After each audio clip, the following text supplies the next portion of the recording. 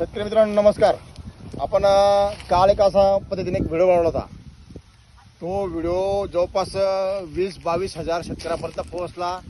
बऱ्याच शेतकऱ्यांचे मला कॉल्स आले की बुवा अशा पद्धतीने कोणत्या प्रकारे शेती समृद्ध होऊ शकते या संदर्भात.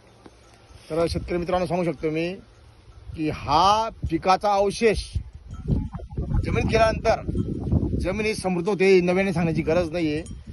काही शेतकऱ्यांचं म्हणणं असं होतं की बुवा चाऱ्याची कुट्टी करून आपण शेतात पसरवणं खर्चिक बाब आहे.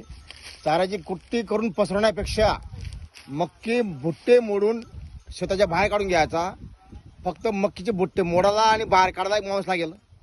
म्हणजे 4 माणसं तुमचे मक्की एक एकरी मक्की मोडायला 4 माणसं आणि वाळायला 2 माणसं. अशा पद्धतीने तुमचा मजुरी खर्च हा अत्यल्प होतो.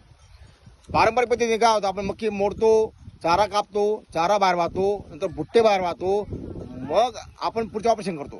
त्यासाठी माझं असं म्हणणं आहे की बुवा बुट्टे मोडून बाहेर काढून डायरेक्ट चारा रोटावेटर मारल्यास लगेच नागाटी करा पाहिजे. पण याच्यावर लगेच नागाटी केल्यामुळे हा चारा 100% कुजून सडून याचं विघटन होऊन आपल्या पिकाला हा पोषक तत्व देण्यासाठी सज्ज होतो. तर शेतकऱ्यांनी अशा पद्धतीने एक प्रयोग करून बघावा. मला जवळपास महाराष्ट्रातील बऱ्याच शेतकऱ्यांचे कॉल्स आले. ह्यासाठी मी शेतकऱ्यांना मार्गदर्शनही केलं. मी कालपासून मार्गदर्शन करत आहे.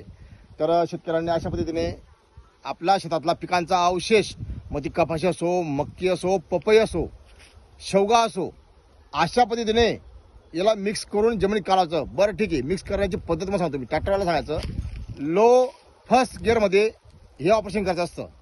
Low first, second gear, third gear टाकायचा नाही. या लो फर्स्ट गिअरच्या माध्यमातून पिकांची कुट्टी अधिक प्रमाणात चांगली होती. यासाठी तर शेतकरी मित्रांनो अधिक काही माहिती हवी असल्यास मला संपर्क करा. धन्यवाद.